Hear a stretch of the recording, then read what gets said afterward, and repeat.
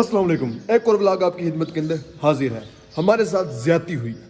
तू क्या बोल रही है? किसने की है, क्यों की है और कब की है, सारी डिटेल बताऊंगा। आपने जल्दी से चैनल को सब्सक्राइब करें और साथ में मौजूद बेल आइकन को प्रेस करें।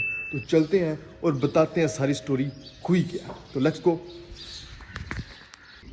तो मैं बताता हूँ हमारे साथ ज्यादती हुई कैसी थी और किसने की। इसके लिए मैं जाना पड़ेगा 1884 के अंदर।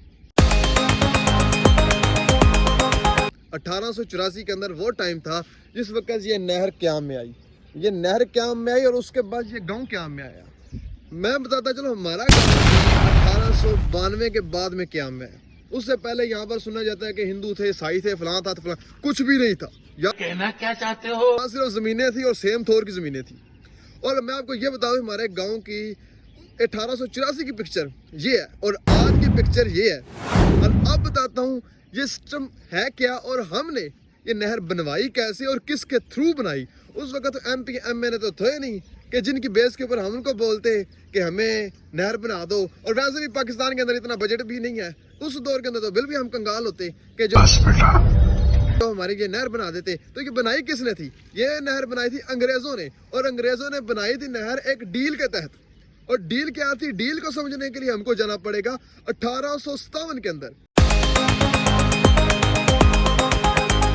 यानी कि जंगे आजादी जो मुसलमानों और अंग्रेजों के दरमियान में लड़ी गई थी। और 1787 से पहले यानी कि 1857 के अंदर ये जितनी भी नहर है या फिर ये गांव है वो क्याम नहीं था।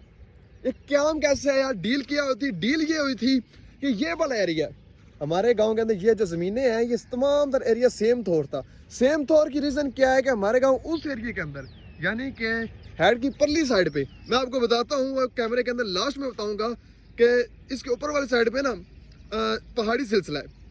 जो नहर का पानी आता है, बारिश का पानी होता है, वो उनसे नीचे उतरते हुए इन जमीनों के अंदर आ जाता था 18वीं सदी के अंदर। इस वजह से ये सारा इलाका सेम की वजह से खराब होता चला जा रहा था। तो इसको कवर अप करने के लिए, क्लियर करने के लिए जो यहाँ के मुकामी लोग थे, यहाँ मुकामी लोग कौन थे? यहाँ के मुकामी लोग भी चेलियाँ वाला के थे।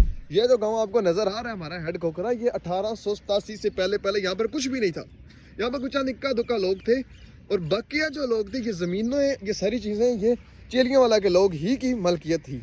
हैंडल करने के लिए उन लोगों ने अंग्रेजों से एक डील की कि आप हमें नहर बना के दें, जबकि अंग्रेजों ने उनके साथ ये मुआहिदा किया कि जो हमारी जंग होगी उसके अंदर आपने हमारी हेल्प करनी है, जिसकी बदौलत हम आपका ये सेम थोर का जितना भी इशू है इसको हम लोग सॉल्व करेंगे। सो उन्होंने अपना वादा पूरा किया और की तो उस वक्त ज्यादती थी हमारे बुजुर्गों ने, बड़ों ने, कि एक किस्म की गद्दारी समझ लो। लेकिन जो हमारे लिए ये बहुत बड़ा बेनिफिट है इससे। एक तो हमारे ये सेम थोर का इशू सॉल्व हुआ है, दूसरा हमारी जमीनों को पानी लग रहा है।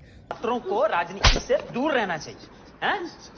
पढ़ाई लिखाई में ध्यान लगाओ। 2-3 इशू है वो सॉल्व हुए, लेकिन इससे पहले 200 साल पीछे हमारी ज्यादती का हमें आज पता चल रहा है कि हमें फायदा हुआ या नुकसान हुआ।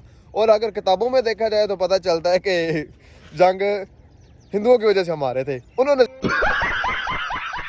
ज्यादती की थी, लेकिन हकीकतन ज्यादती किसी और ने की, वो आपको पता चल गया। और दूसरी चीज, हेड खोखरा का क्याम। हेड खोखरा का क्याम हुआ था 1901 या 1857 में, क्योंकि जब ये नहर बन चुकी थी इसके कॉर्नर पे इसको हैंडल करने के लिए जिनको आज के दौर में बेलदार कहा जाता है उनके घर बनाए गए थे।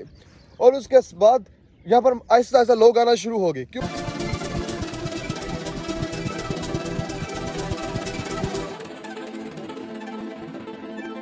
क्योंकि ये वाला मामला तो हल हो चुका था, जमीन रहने के काबिल बन चुकी थी, तो लोग आहिस्ता आहिस्ता यहाँ पर रहना बन चुके थे। और मजेदार चीज, जब 1857 की जंग हुई थी तो इस एरिया के अंदर अंग्रेजों की फौज, जबकि यहाँ पर मुसलमानों ने पड़ाव किया था। यही रीजन है कि हमारे यहाँ पर जो टिब्बे हैं इनके अंदर लोग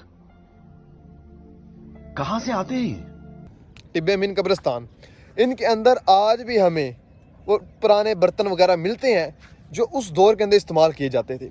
सो ये रीज़न थी हमारे गांव की स्टोरी कि ये बना कब था, क्यों बना था, क्या रीज़न थी। और ये हमारा तकरीबन ज़िला गुजरात के अंदर ये वाहिद गांव है जिसकी एक अलग सी स्टोरी है। चलता हूँ मैं भाई के ऊपर, आपको अपने गांव का रिव्यू कराता हूँ, गलियों का और हेड का।